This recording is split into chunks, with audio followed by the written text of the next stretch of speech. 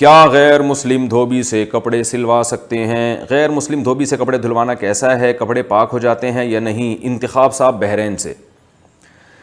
بھائی غیر مسلم دھوبی ہو یا مسلم دھوبی ہو، دھوبیوں کا پتہ نہیں ہوتا کہ یہ کپڑوں کو پاک کرتے بھی ہیں کہ نہیں کرتے، کیونکہ کپڑے پاک کرنے کا ایک طریقہ ہے۔ یہ تو ایک کپڑوں کو سب کو ایک ہی تالاب میں ڈال دیتے ہیں، واشنگ مشین میں دھوتے ہیں تو پتہ نہیں 3 دفعہ دھوتے ہیں بھی کہ نہیں دھوتے۔ تو اس لیے فتویٰ اسی پر ہے کہ دھوبی کو جب کپڑے دیے گئے، اگر وہ ناپاک کپڑے تھے تو پھر آپ اس کو ایک دفعہ کنگھال لیں، جب گھر میں آئے نا تو ایک دفعہ کم از کم نل کے کھول کے نا اس میں سے پانی گزار لیں، اس سے وہ انشاءاللہ پاک ہو جائیں گے۔ اور ایک دفعہ کے بجائے ایک دفعہ تو دھوبی نے دھو دیے، 2 دفعہ آپ اس کو کنگھال لیں تو انشاءاللہ پاک ہو جائیں گے۔ کیا اختلافی مسائل کی بنا پر اسلام مشکوک ہے؟ اسلام کے احکامات میں علماء کے درمیان بہت زیادہ اختلاف پایا جاتا ہے۔ کیا اس صورت میں اسلام کے احکام مشکوک ہو کر رہ جاتے ہیں؟ کیونکہ اسلام کا اصل اور یقینی حکم کیا ہے یہ سمجھ میں نہیں آتا۔ عبداللہ صاحب انڈیا سے۔ یہ جو آپ نے کہا علماء کے درمیان بہت زیادہ اختلاف ہے، یہ غلط ہے۔ اصل میں ہم اختلافی چیزوں کو پڑھتے ہیں تو ہمیں لگتا ہے کہ اختلاف ہی اختلاف ہے، بہت ساری چیزوں میں اتفاق ہے۔ سب کے نزدیک 5 نمازیں فرض ہیں، بلکہ سب کے نزدیک یہ کہ نماز اسلام کا ایک رکن ہے، اور ان کی کتنی نمازیں ہیں؟ 5 نمازیں۔ فرائض کتنے؟ ان کی تعداد میں بھی اتفاق ہے۔ ان کو پڑھنا کیسے ہے؟ پہلی رکعت میں کیا پڑھنا ہے، دوسری میں کیا پڑھنا ہے، یہ سب کا اتفاق ہے۔ سورہ فاتحہ سب نے پڑھنی ہے۔ تو یہ نماز شروع ہوتی ہے تکبیر تحریمہ سے، ختم ہوتی ہے سلام پھیر کے، سب کا اتفاق ہے اس میں۔ بغیر وضو کے نماز نہیں ہوتی، سارے علماء کا اتفاق ہے اس میں۔ اور یہ جو سنت مؤکدہ کون کون سی رکعتیں ہیں، اس میں سب کا اتفاق ہے۔ پھر رمضان کے روزے ہیں، 1 رمضان سے شروع ہوتے ہیں اور عید الفطر سے ایک دن پہلے ختم ہو جاتے ہیں، ساری دنیا کے سارے مسلمانوں کا اتفاق ہے۔ رمضان میں روزے کی ٹائمنگ کیا ہے؟ صبح صادق سے لے کے غروب آفتاب تک، ساری دنیا کے سارے مسلمانوں کا اتفاق ہے اس میں۔ روزہ جو ہے نا وہ اس میں افطار میں جلدی کرنی چاہیے اور سحری دیر سے کرنی چاہیے، ساری دنیا کے سارے مسلمان متفق ہیں اس پہ۔ عید کا دن 1 شوال ہے، ساری دنیا کے سارے مسلمانوں کا اتفاق ہے۔ بقرعید 10 ذی الحجہ کو ہوتی ہے، ساری دنیا کے سارے مسلمانوں کا اتفاق ہے اس میں۔ اور بقرعید کے دن جانور ذبح کرنا چاہیے، سنت ہے، ثواب ملتا ہے اس پہ، بہت بڑی عبادت ہے، ہر بال کے بدلے میں ایک نیکی ملتی ہے، ساری دنیا کے سارے مسلمانوں کا اتفاق ہے۔ جلدی شادی کرنی چاہیے، ساری دنیا کے سارے مسلمانوں کا اتفاق ہے۔ 4 شادیاں عدل کی شرط کے ساتھ جائز ہیں، ساری دنیا کے سارے مسلمانوں کا اتفاق ہے اس میں۔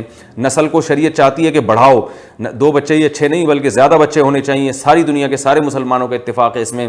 3 طلاقیں دے دیں تو بیوی حرام ہو جائے گی، ساری دنیا کے سارے مسلمانوں کا اتفاق ہے اس میں، سوائے چند لوگوں کے جو دلائل سے بالکل ہٹ کے بات کرتے ہیں، لیکن ائمہ اربعہ کا بہرحال اس میں مسئلے میں اختلاف ہے۔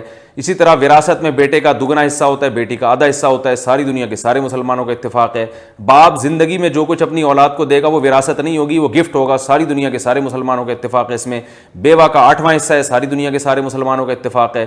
اگر اولاد نہیں ہے تو پھر بیوہ کا 4تھا حصہ ہے، ساری دنیا کے سارے مسلمانوں کا۔ اسی طرح شوہر کا کتنا حصہ ہے، دادا کا، دادی کا، بھائی کا، اتنے بڑے بڑے مسائل میں ساری دنیا کے سارے مسلمانوں کے اتفاق ہے۔ اللہ ایک ہے، تقدیر پر ایمان اور پھر آخرت پر ایمان، اور موت کے بعد دوبارہ زندگی، اور قبر میں عذاب بھی ہوتا ہے، ثواب بھی ہوتا ہے، جنت بھی ہے، جہنم بھی ہے، پھر پل صراط بھی ہے، اور جن کا نامہ اعمال دائیں ہاتھ میں دیا گیا وہ کامیاب ہے، بائیں ہاتھ میں نامہ اعمال دیا گیا وہ ناکام ہے۔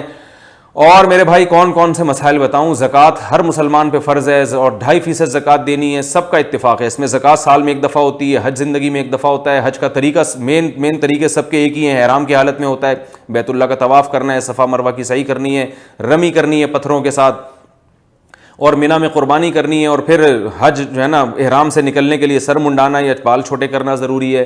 ساری دنیا کے سارے مسلمانوں کا بھائی اتنے سارے مسائل میں کسی مذہب کے مذہبی اسکالرز کا اپنے مذہب میں اتنا اتفاق نہیں ہوتا ان مسائل میں۔ پھر آگے چھوٹی چھوٹی باتوں میں اختلاف شروع ہو جاتا ہے، رکوع میں جاتے ہوئے ہاتھ کانوں تک اٹھانے کے نہیں اٹھانے، امام حنیفہ کہتے ہیں نہ اٹھاؤ تو بہتر ہے، نبی اٹھایا کرتے تھے، آخر میں چھوڑ دیا، اس کے ان کے پاس دلائل ہیں۔